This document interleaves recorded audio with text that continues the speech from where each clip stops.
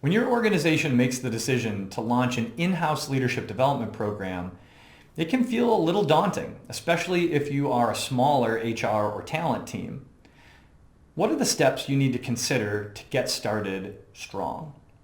Step one is really critical, and that is to get a clear understanding of the business outcomes that you want to see from this program. Developing leaders for leaders' sake is nice, but to be sustainable and to get the buy-in you need, you'll want to identify what the business is going to get out of this. Are you developing leaders so that you can boost retention of your employees and save the company money on turnover? Or are you looking to improve your employee engagement scores and see a bump on that next pulse survey result? Or are you looking to build your bench strength to see more internal hires for leadership positions in the organization and save the organization money on having to go external to fill those slots? Whatever your outcome is, be sure you can clearly articulate it, because in step two, you're going to be looking to get buy-in from the top of your organization. Executive sponsorship of a leadership development program is critical, both in the short term and long-term sustainability.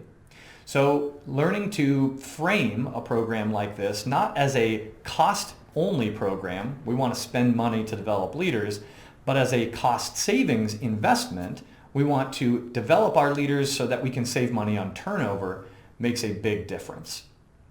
When you have executive buy-in, the third step is really to get started. I know what you're thinking. We haven't worked out all the details yet. That's okay.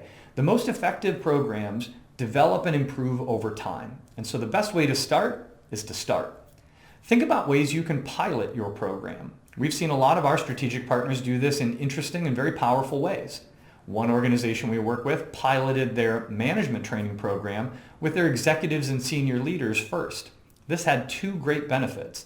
First, they got incredible feedback from the executives and additional buy-in for the program.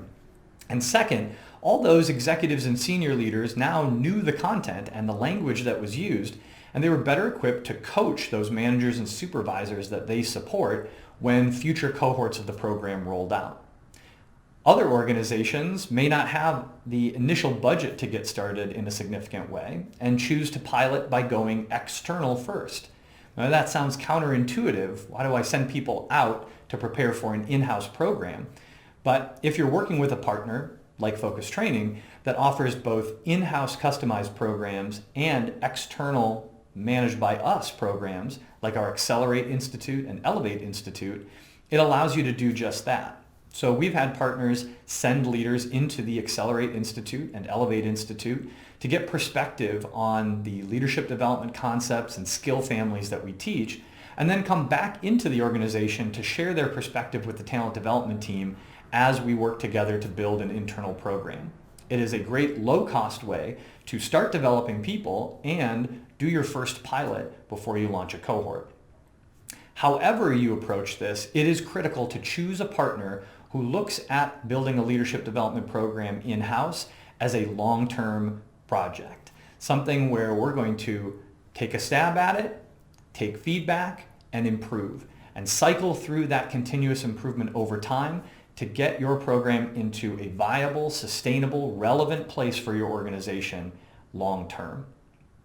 If you want to ask some questions about this or learn more about what this looks like in the real world, we invite you to join us in February for a webinar where we will sit down and talk with one of our strategic partners who launched a large internal leadership development program on their own with a small talent development team and saw great success. You can ask them questions that you might have on your mind and hear the stories of the challenges that they overcame and how they made a successful program a reality in their organization.